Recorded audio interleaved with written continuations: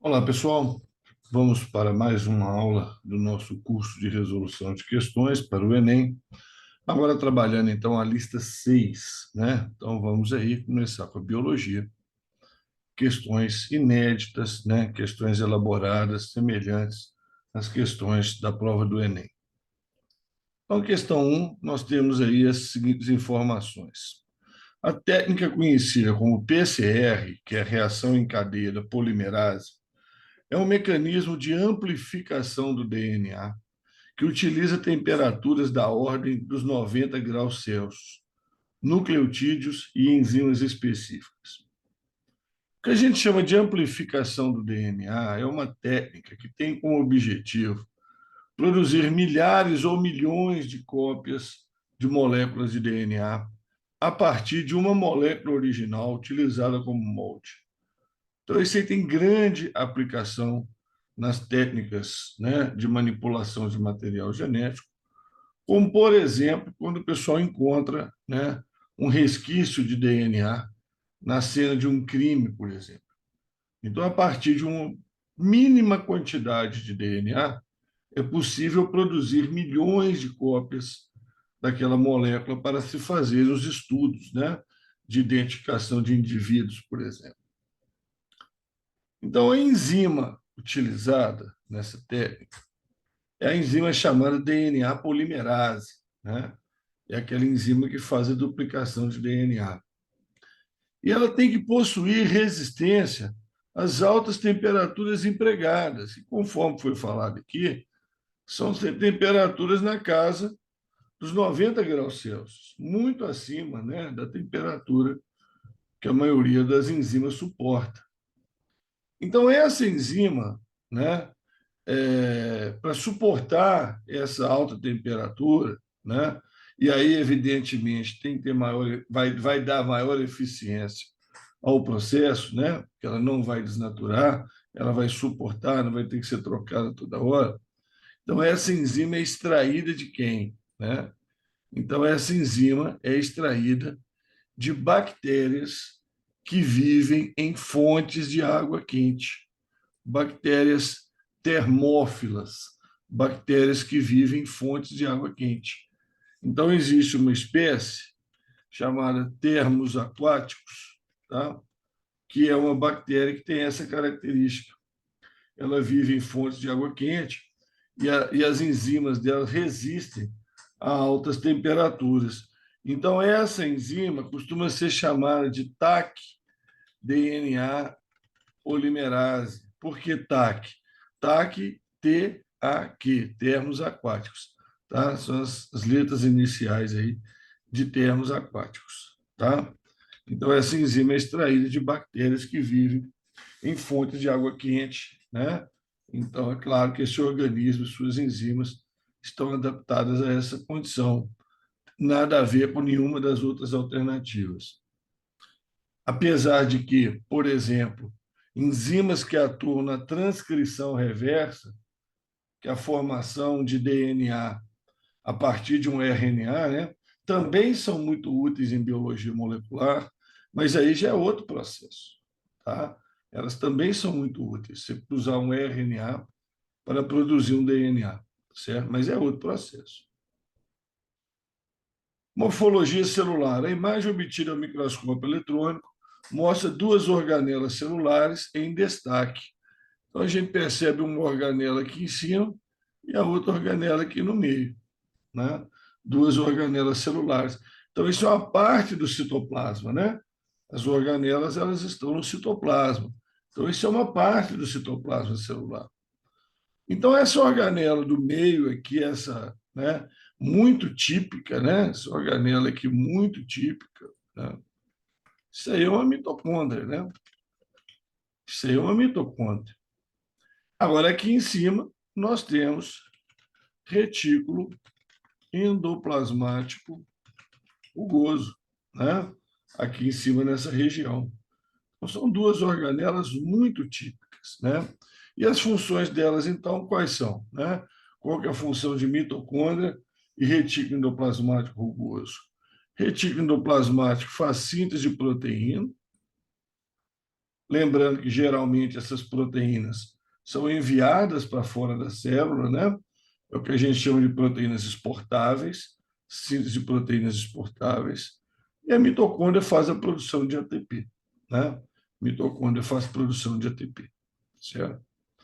E produção de energia, né? Etapas da respiração aeróbica. Síntese de lipídio é retículo liso que faz, fotossíntese é cloroplasto, digestão é lisossomo, fusão e divisão é centríolo, né? Neutralização de toxinas também é retículo liso, armazenamento de secreções é o complexo de Golgi, movimentação intracelular, né? É a carga do citoesqueleto, e armazenamento de açúcar, né? Pode acontecer em alguns plastos, né? Como os leucoplastos, por exemplo, que armazenam amido, né? Há uma impressionante continuidade entre os seres vivos. Talvez o exemplo mais marcante seja o da conservação do código genético. O que quer dizer conservação? Coloquei uma observaçãozinha para vocês aqui do lado. A gente diz que uma estrutura ou função é conservada quando ela está presente nos ancestrais e nos organismos atuais. Tá? Então, o código genético ele é conservado. Ele é o mesmo, de bactéria até o homem. Né? Então, ele é conservado em praticamente todos os seres vivos. Um código genético de tal maneira universal, né, que a gente sabe que no código genético, se você pegar, por exemplo, o RNA, o U é fenilalanina, né, em todos os organismos, certo? O G é metionina, errado aqui, metionina em todos os organismos, CCC é prolina em todos os organismos, né? Então, isso aí é a conservação do código genético e a universalidade do código genético, né? Então, esse código universal é evidência de que todos os seres vivos são aparentados e herdaram os mecanismos de leitura do RNA de um ancestral comum. O termo código genético. Então, código genético é uma coisa, gente, informação genética é outra. O pessoal erra demais isso aí. Então, inclusive, já foi questão do Enem e pode repetir, sem dúvida nenhuma, porque o pessoal erra muito isso. Código genético é essa sequência, tá? Né? As bases nitrogenadas formam uma trinca no DNA ou um códon aqui no RNA mensageiro que significa um determinado aminoácido. Isso é o código genético. Então, em todos os seres vivos, o código genético é o mesmo. Há o G metionina em todos eles. Agora, informação genética são os genes, o genótipo que a gente tem, né? Que vão se traduzir nas nossas características, que é o fenótipo, que é claro com interação com o meio ambiente, né? Então, cabelo escuro, pele clara, certo? Pé grande, grupo sanguíneo O, né? Então, isso tem a ver com nossos fenótipos, tem a ver com nossos genes, nossa informação genética. Então, não confunda, tá? Código genético é o conjunto de trincas de bases nitrogenadas, ou nucleotídeos também, né? Cada trinca correspondendo a um determinado aminoácido. É isso aí, certo? Isso aí é código genético, tá? Conjunto de todos os genes, cromossomos, tal, tal, tal. Isso é genótipo ou genoma, se for uma célula haploide. Conjunto de proteínas, não. Todo o genoma do organismo, não. Síntese de RNA, não. Código genético é essa relação das trincas ou códons, qual aminoácido que eles determinam. Tá? Essa tabelinha, né? Inclusive caiu aí uma questão muito parecida com essa no Enem 2018. Tá? No Enem 2018. O desenvolvimento humano inicia-se com a fertilização, junção de espermatozoides com o óvulo. Da união dessas duas células surge uma única célula, o zigoto, que contém as informações genéticas provenientes do pai e da mãe. Esse organismo unicelular é o início de todos nós. Essa célula se divide progressivamente, dá origem ao ser multicelular, organizado em sistemas complexos. Sobre o desenvolvimento embrionário humano, é correto afirmar: a sequência correta das fases de desenvolvimento é blástula, mórula, gástrula, neurula. Não, está invertido, tá? Mórula primeiro, depois a blástula, depois a gástrula e depois a neurula mesmo, tá? Mas mórula é a primeira fase de desenvolvimento embrionário, né? Após a divisão do ovo, né? Formação das células. Formação dos folhetos embrionários ocorre tardiamente na neurula, não, na gástrula. Gástrula também é chamada de fase de formação dos folhetos embrionários por causa disso. O âmino e o alantoide são anexos embrionários residuais. O âmino não. Tá? No desenvolvimento embrionário humano, certo? A placenta substitui funcionalmente o saco vitelino e o alantoide. Tá? O saco vitelino e o alantoide. Então, nós temos saco vitelino e alantoide? Temos, tá? Mas eles são residuais. Eles quase não realizam função. A placenta acaba substituindo-os de forma funcional, certo? Então, isso aí é importante. A oxigenação do sangue fetal ocorre na placenta por meio de difusão. Perfeitamente. Perfeitamente. Difusão, passagem, né? Do oxigênio do sangue da mãe para o sangue do feto, CO2 do sangue do feto para o sangue da mãe, a mãe vai eliminar o CO2 pelos pulmões, né? Na respiração. Então, aí está certinho, certo? Então, aqui não é neurula, é gástrula, tá? O âmino nós temos, sim, tá? Inclusive, né, envolve toda a área embrionária, a bolsa de líquido, né? Líquido amniótico. Nós não temos aí, que é residual, temos, mas é residual, igual ao alantoide, é o saco vitelino. Todas as células presentes na blástula humana darão origem aos tecidos do feto. Ó, maldade, tá? Se fosse outro animal, como o anfioxo, por exemplo, anfióxo, né? Anfioxo ou anfióxo, todas as células da blástula dão origem aos tecidos do feto. Mas na gente, não.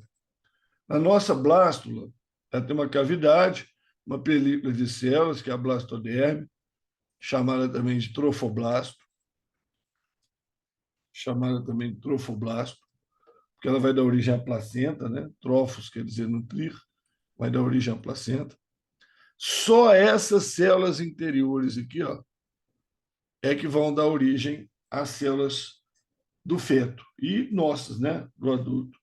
Essas células interiores são chamadas de embrioblasto ou massa celular interna, que é um nome bastante óbvio, né? Uma massa de células dentro do embrião, massa celular interna. Então, essas é que vão dar origem aos tecidos do feto e aos tecidos do adulto. Então, a gente vem disso aqui, tá? Dessas células aqui no meio. Essas outras em volta vão dar origem a anexos embrionários, entre eles a placenta. Tá? Então, corretíssima aqui, letra B de dados. Oxigenação do sangue na placenta. Lembrando a vocês que o sangue que vai para a placenta, ele vai pelo cordão umbilical, né? Ele vai por uma artéria umbilical, e essa artéria leva sangue venoso. Essa artéria leva sangue venoso, vai ser oxigenado lá na placenta, e vai voltar pelas veias umbilicais, vai voltar arterial, né, para o feto. Então, é a mesma coisa que acontece no pulmão. É a mesma coisa que acontece na brânquia do peixe.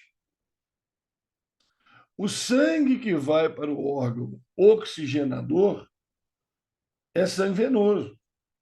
Não importa se ele está indo por uma artéria, né?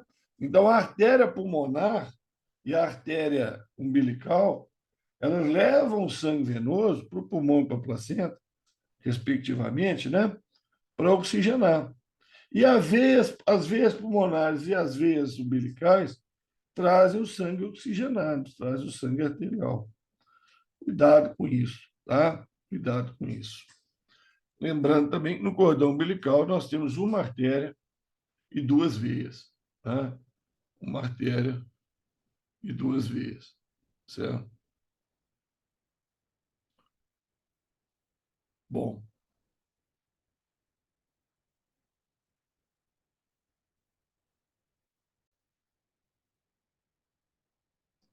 aliás, detalhe, cordão umbilical, duas artérias e uma veia.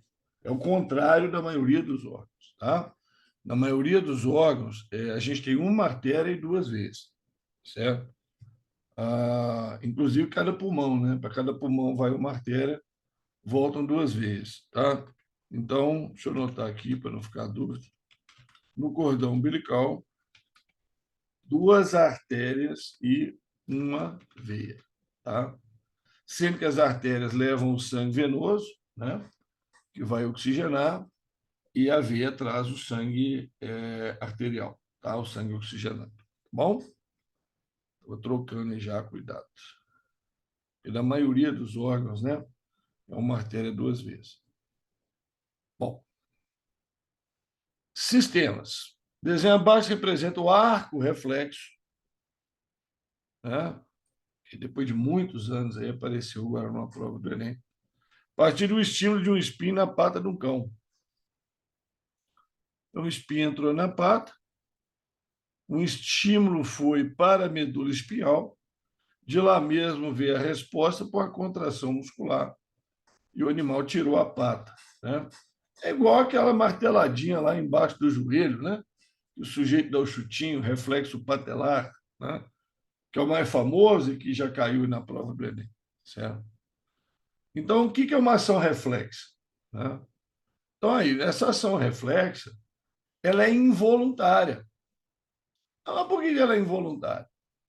Porque ela não foi nas áreas decisórias, ela não foi no cérebro.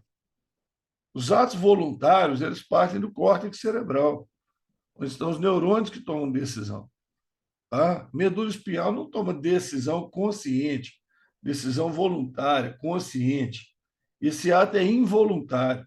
Então, é involuntário. Letra A e letra B está fora. Ocorre mesmo em animais tetraplégicos, ocorre. Nossa, Ramon, mas o animal teve uma secção lá da medula espinhal no pescoço e ele vai ter o ar reflexo? Vai, porque a informação não precisa ir para o cérebro, né? Então ele pisou lá com a patinha dele, a informação vai na medula e volta a resposta. Ela não tem que ir para o cérebro. Se ela tivesse que ir para o cérebro, aí não funcionaria, tá? Mas animais, pessoas tetraplégicas, paraplégicas, elas têm ação reflexa, tá? Então ocorre mesmo nelas. Só ocorre em animais com o sistema nervoso central intacto. Não, ele pode ter lesão no cérebro, pode ter essa lesão aí em algumas partes da medula espinhal, desde que essa região esteja funcionando, basta essa região estar funcionando, é ter o ato reflexo. Tá? É uma das maiores causas de convulsões, de jeito nenhum. Convulsão é evento relacionado a estímulos involuntários, né? Inconscientes, vindos do cérebro. Tá? Genética. Anemia falciforme provoca um defeito nas moléculas de hemoglobina. As moléculas defeituosas, chamadas hemoglobina S, fazem com que os glóbulos vermelhos assumam uma forma que se assemelha a uma foice, daí o nome falciforme, em vez da forma bicôncava normal. Devido a essa deformação, as hemácias perdem eficácia na captura, transporte e liberação de oxigênio, são destruídas, tá? Provocando forte anemia. Geralmente, o indivíduo morre de anemia falciforme se não fizer transfusões de sangue periodicamente. Anemia falciforme é determinada por um gene recessivo S-zinho, tá?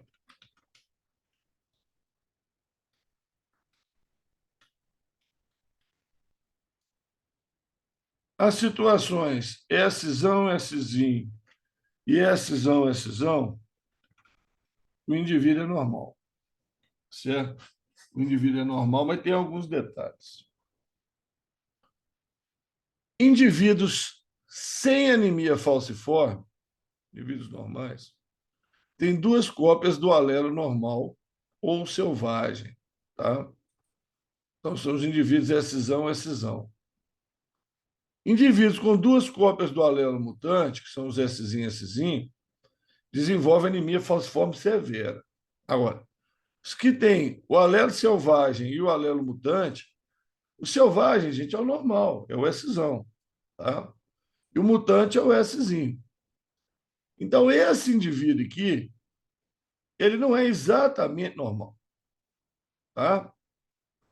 Em condições, né, que as hemácias são invadidas pelo causador da malária, ou em outras condições que a hemácia é estressada, ela muda de forma, ela sofre alteração e é destruída.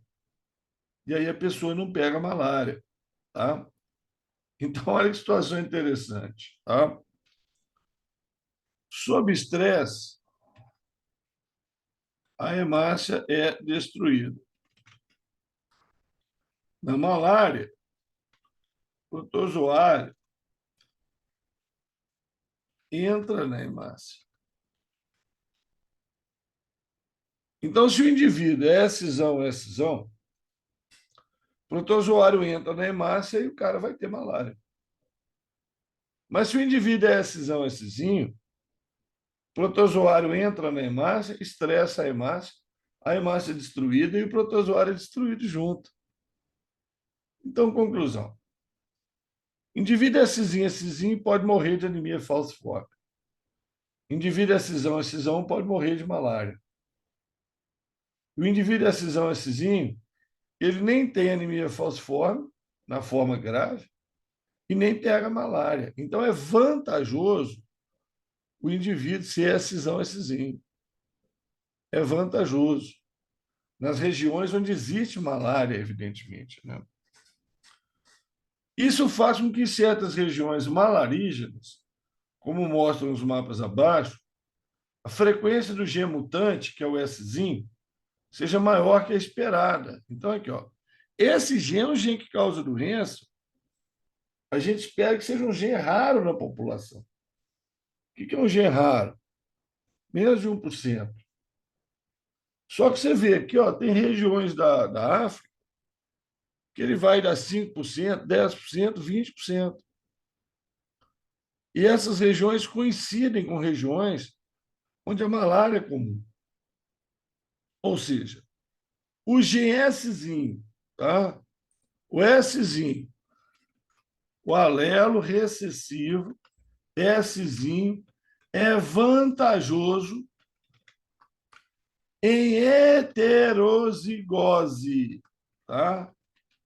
Nas regiões malarígenas, certo? Em heterozigose. Em homozigose, não. Em homozigose, o sujeito vai ter anemia falciforme e vai morrer. Então, a vantagem conferida aos indivíduos heterozigóticos é considerado um exemplo de vigor híbrido, heteróseo. Isso é conceito, tá, gente? Em algumas situações, o heterozigoto tem vantagem. Essa é uma delas, tá? Então, isso a gente chama de vigor híbrido. Você já deve ter ouvido falar de milho híbrido, que é um milho também com alto grau de genes em heterozigose. E desenvolve muito, dá muito mais sementes, tá? Heteróseo. Agora, deriva genética são variações casuais de frequência gênica. Tem nada a ver com isso. É um mecanismo evolutivo, casual, tá? Que a frequência gênica vai variando casualmente e o gene pode desaparecer com isso, certo? É um mecanismo evolutivo, mas é extremamente casual, populações pequenas. Retrocruzamento é aquele cruzamento que você suspeita que o organismo seja heterozigoto, você cruza ele com um homozigoto recessivo, né? Para ver o que acontece. Seleção natural estabilizadora tem nada a ver com isso, é a eliminação dos extremos, né, da característica. E mutação silenciosa, menos ainda. Mutação silenciosa é aquela que a gente chama de mutação neutra, que ela não se manifesta. Tá? Por exemplo, você trocou uma base lá no DNA, mas o aminoácido produzido continua sendo o mesmo. Então, isso é um exemplo de mutação silenciosa. Tá? Estima-se que atualmente existem entre 5 e 50 milhões de tipos de animais, plantas e micro-organismos no planeta Terra. Essa estimativa é discrepante, pois apenas pouco menos de 2 milhões foram registradas formalmente como espécies. Considerando a taxonomia dos seres vivos, assinale a opção que preenche correta e respectivamente as lacunas do seguinte enunciado. Gente, isso aí é conceituação. Tá? Isso aí também é conceituação. Morro de medo de perguntar um negócio desse de prova. Então, aí é o seguinte, ó, já vou dando a resposta. Tá? Para classificar um ser vivo, são necessárias três etapas fundamentais. Primeira, a identificação. A identificação, certo? Que consiste em reconhecer um táxon como igual ou semelhante a outro, normalmente utilizando ilustrações, fotografias, descrições, o animal preservado, o que for. Então, primeiramente, é reconhecer o táxon, a espécie, família, gênero, a ordem, não interessa, como sendo igual ou semelhante a outro. Número dois, nomenclatura, que consiste em empregar corretamente os nomes dos táxons, nomes das famílias, os gêneros, espécies, ordens, obedecendo a um conjunto de regras e recomendações. E três, que é a classificação, que consiste em ordenar esses táxons dentro do sistema de classificação, enquadrando um gênero que faz parte de uma família, que faz parte de uma ordem, que faz parte de uma classe, e assim por diante. Certo? Então, isso é só para conceituar as três etapas: identificar, dar nome, classificar. Tá? Só para conceituar isso aí. Bom? Bom, aqui nós temos uma questão sobre candidíase. Candidíase é causada por um fungo, é uma micose, é causada por um fungo da espécie Candida albicans, tá? Chamada também de Monilha albicans, mesma coisa. Então, casos de candidíase aumentam muito com o efeito de calor e suor. Com reportagem do jornal O Tempo. Se coceira intensa, ardência e vermelhidão já são ruins em qualquer parte do corpo, imagine quando são sentidos nos órgãos genitais. Esses sintomas, junto com o corrimento, são os sintomas clássicos da candidíase, infecção por fungos que acomete a mucosa vaginal e atinge de 75% a 90% das mulheres do Brasil. No verão, essa incidência costuma aumentar, já que o calor é um dos fatores que favorece a proliferação desse fungo. A respeito do agente causador da candidíase, correto afirmar. Traz o organismo autótrofo, caso que não, é um fungo. O fungo não faz fotossíntese, nem que seja verde. Tá? Não possui metabolismo próprio, possui sim. Quem não possui metabolismo próprio é parasita intracelular obrigatório, é vírus. É um procarioto? Não, é um fungo. Fungo é eucarioto. É um organismo heterótrofo cujas células apresentam parede celular. Muito bem. Fungos, nesse caso aí, né, são heterótrofos, têm uma parede celular rica em quitina. Alguns têm parede celular com celulose, fungos aquáticos. Quando se associa com algas, torna-se mais patogênico para os humanos. De jeito nenhum. Tá? Quando ele associa com alga, ele forma os líquens, né? Que são extremamente úteis, não tem nada a ver com doença. Não é patogênico, não causa doença nenhuma, não. Beleza? Então, muito tranquilo, né? É reconhecer que candidíase é uma micose e reconhecer característica de fungo. Tá? Doença de Chagas é uma parasitose causada por um protozoário, Trypanosoma cruzi, transmitido por um inseto barbeiro, Triatoma infestans. É a espécie mais famosa.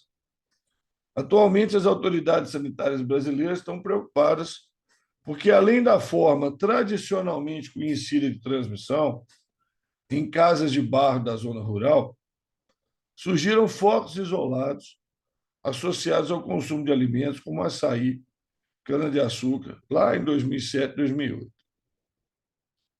Nesses casos, a transmissão para o homem se deu pela ingestão do próprio inseto contaminado, ou restos do inseto triturado, misturado com caldo de cana, né, açaí, etc. Na forma endêmica tradicional, que não é essa, como é que ele é transmitido? Ele pode ser transmitido pela ingestão de alimentos, tá? Como açaí, caldo de cana e outras coisas semelhantes. Mal higienizadas, tá? Produção artesanal, produção caseira. Tá? Esse açaí que você compra de supermercado, você toma na lanchonete, não tem problema não, ele é industrializado. Falando é produção artesanal, caseira, tá? Muito comum na região norte. Agora, na forma tradicional, Trypanosoma cruzi é transmitido quando o barbeiro penetra na pele. Que é isso? Barbeiro penetrar na pele, não. Coloca o protozoário nas vias respiratórias, não. Pica o homem, transmite o protozoário de suas fezes para a área picada. Aí pode ser. Aí pode ser. Porque o protozoário sai nas fezes, né, do barbeiro, e aí pode contaminar o local do ferimento, entrar por ali e causar a doença do indivíduo. Infecta por meio de lesões durante o banho em lagoa. Isso aí é cistose. Entra em contato com seres humanos a partir de fezes de animais diversos, onde geralmente é encontrado. Não, é nas fezes do barbeiro. O barbeiro pica a pessoa, defeca, o protozoário sai nas fezes, penetra pela pele, né? E desenvolve a doença no indivíduo. Figura representa o ciclo reprodutivo de uma planta pertencente ao grupo das pteridófitas. Famosíssimo, né? Aqui nós temos a samambaia, com seus soros, onde são produzidos os esporos haploides. Os esporos germinam, dão origem ao gametófito, ou protalo, haploide, sexuado, que produz gametas masculinos e femininos. Aqui, por exemplo, estão os gametas masculinos, que são os anterozoides, que são transportados pela água, né? Aí fecunda, tal. E aí forma o início da samambaia. A samambaia, então, é um esporófito diploide, assexuado, né? Produz esporos, meiose. Né? Esporos são produzidos por meiose, certo? Em planta, né? Esporos produzidos por meiose, gameta por mitose.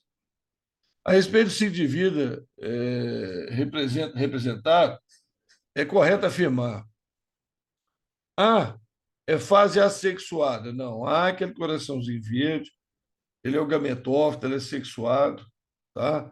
É ali que ocorre a fecundação, tá errado. B é fase haploide. Não, B é samambaia, esporófito, fase diploide.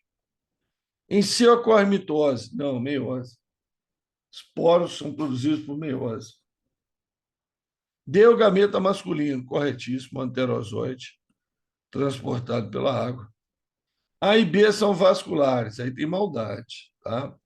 O gametófito, ele não é vascularizado. Ele é avascular, ele não tem vaso. A samambaia é vascular. A samambaia é traqueófita. Mesma coisa, tá? Tem vasos condutores. O esporófito, né? A samambaia. tem vasos condutores de seiva. Gametófito não. Esse é detalhe, picuinha, viu? Cuidado. Agora deu gameta transportado pela água, né?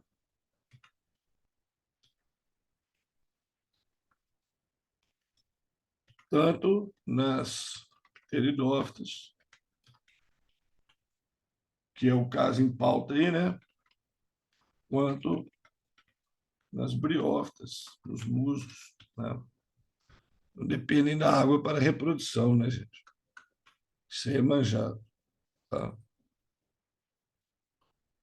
O peixe-opá, é ele aqui do lado, é capaz de capturar calor por suas nadadeiras. Olha que doideira. Isoladas por uma generosa camada de gordura. Manter seu sangue e órgãos aquecidos enquanto ele nada, a uma profundidade de centenas de metros. Um estudo que detalha essa descoberta foi publicado pela revista Science. A revista Science e a revista Nature são as duas principais revistas científicas que a gente tem no mundo. Outros peixes, como o atum, conseguem aquecer certas partes do corpo. Dessa forma, se movimentam mais rápido quando precisam perseguir alguma presa. Mas endotermia completa nunca havia sido notada em um animal desse tipo antes. E o fato de aparecer justamente no opá, que é um peixe de grandes profundidades, conhecido por serem lentos e não perseguirem as presas, eles comem só animais que são encurralados, é surpreendente. Então, essa endotermia, essa capacidade de manter uma temperatura corporal constante, que no caso aí do peixe-opá e do atum, o atum não consegue fazer isso perfeitamente, mas é a captura de calor liberada da contração muscular das nadadeiras. Agora, quem é tipicamente endotermo, né? As duas classes de animais que normalmente reconhecemos como endotermos ou homeotermos são quem? As aves e mamíferos. Esses aí é que são endotermos. Né? Existem algumas suspeitas, muito assim, sem provas concretas, muito sem provas concretas, que alguns dinossauros poderiam ser endotermos. Tá? Alguns dinossauros poderiam ser endotermos, mas suspeita, suspeita, não tem nada assim muito palpável para você chegar nessa conclusão, não. Então, as duas classes, aves e mamíferos, só que elas também apresentam 10 pares de nervos cranianos, não 12. Répteis, aves e mamíferos têm 12 pares de nervos cranianos. Peixes e anfíbios é que tem 10. Coração tetracavitário, certíssimo. E admite-se, né, que talvez o coração tetracavitário esteja bem relacionado com essa questão da homeotermia. Por isso que o pessoal admite que alguns dinossauros poderiam ter coração tetracavitário e por isso tem homeotermia. Agora, réptil e crocodiliano tem coração tetracavitário e nem por isso tem homeotermia. Então não é um negócio assim muito consensual ainda não. Eliminar ácido úrico. Não, a ave elimina ácido úrico, é uricotélica, mas o mamífero elimina a ureia, é ureotélico. Brânquias, quando adultos, não, eles têm fendas branquiais na vida embrionária. Né? Brânquia em ave é até engraçado. Né? Glândula sudorípara só em mamífero. A ave, a única glândula que tem na ave é aquela glândula uropigiana, né? Aquela glândula para manter a pele, as penas organizadas. Então, aí, coração tetracavitário. Ecologia. Entende-se por sucessão ecológica primária aquela que ocorre em regiões estéreis, sem vida, por exemplo, terrenos cobertos pelo extravasamento, escoamento de lava, rochas expostas por recuo de geleira, ilha vulcânica, duna de areia, etc. Já a sucessão ecológica secundária ocorre nos locais já habitados, cujo equilíbrio foi rompido devido a alterações ambientais drásticas, causadas ou não pelo ser humano. Como observado em plantações abandonadas, matas destruídas por incêndios e lagos que secaram, sendo que a vegetação parcialmente ou completamente foi destruída. Então, se tiver resto de organismo ali no local, sementes, tal, sucessão secundária. Se não tinha nenhum, nada de ser vivo antes, sucessão primária. Aí pergunta na sucessão secundária, essa aí, ó, né? Plantações abandonadas, matas destruídas, tal, certo? O tempo necessário para estabelecer a comunidade clímax é menor que na sucessão primária. Certíssimo, certíssimo. Sucessão secundária é muito mais rápida, tá? Muito mais rápida. Uma plantação abandonada, ela vira uma floresta em 50 anos. Uma rocha para virar uma floresta é 1.000 anos, tá? Que seria uma sucessão primária. Né? Produtividade líquida aumenta ao longo do tempo. Não, isso aí está errado. Produtividade líquida sempre diminui. É esse gráfico aqui. Ó. Durante a sucessão ecológica, aumenta a produtividade primária bruta, que é a fotossíntese, mas aumenta o consumo, que é a respiração, ao longo do tempo.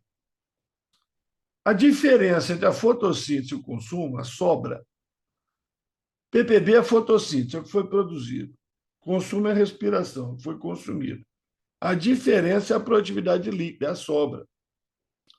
E essa sobra só vai diminuindo até chegar no momento que a sobra é zero. Então, quando a sobra é zero, nós vamos ter uma comunidade final estável, porque não tem sobras. Então, se não tem sobra, não desenvolve. Ela estabiliza naquilo ali. Não regride, não, mas não desenvolve. Enquanto tiver sobra, vai desenvolvendo. Tá? Pode ser uma lagoa, virou um brejo, virou uma mata, virou uma floresta. Mas na hora que não tem sobra mais, estabilizou. Aí a produtividade líquida igual a zero.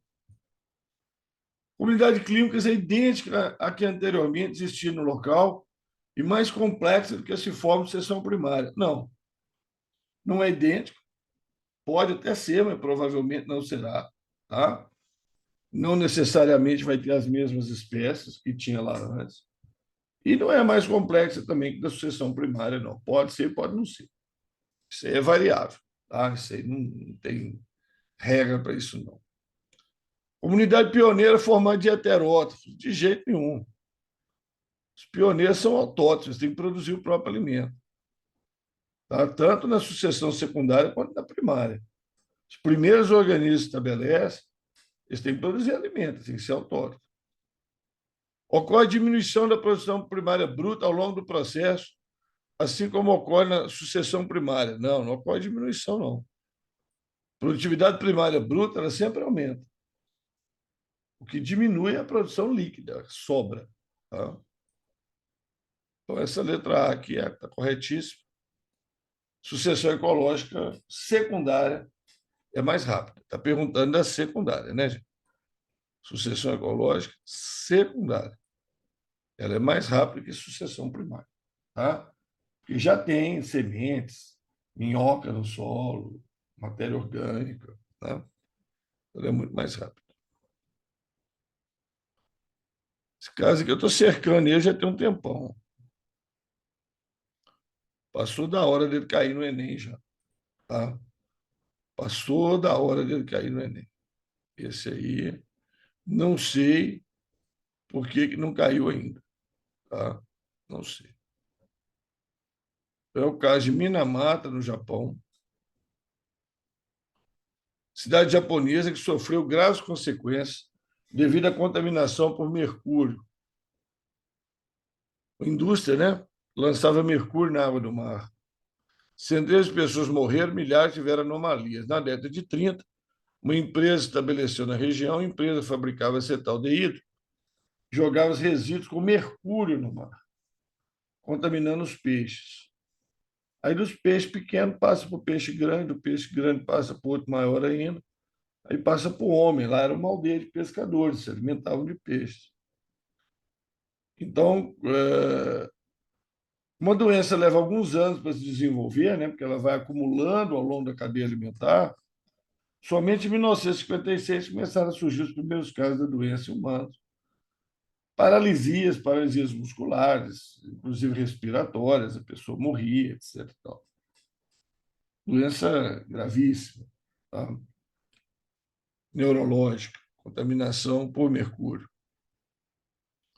Os acontecimentos descritos estão relacionados com o que a gente chama de bioacumulação, acumulação ao longo da cadeia alimentar, chamada também de bioconcentração ou magnificação trófica, aumento da concentração de poluentes ao longo da cadeia alimentar. Tá? Geralmente, essa magnificação trófica, geralmente, ela ocorre com metais pesados, como é o caso aí, né? Mercúrio, tá? Chumbo, cádmio, certo? E com inseticidas, principalmente da classe dos organoclorados, como o DDT, tá?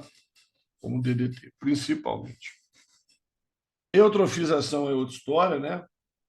É aumento da concentração de nutrientes minerais, e aí tem uma proliferação de algas que consomem oxigênio, matam os peixes, aí dá mau cheiro, né? Tal, é outra história. Maré vermelha, vou colocar aqui.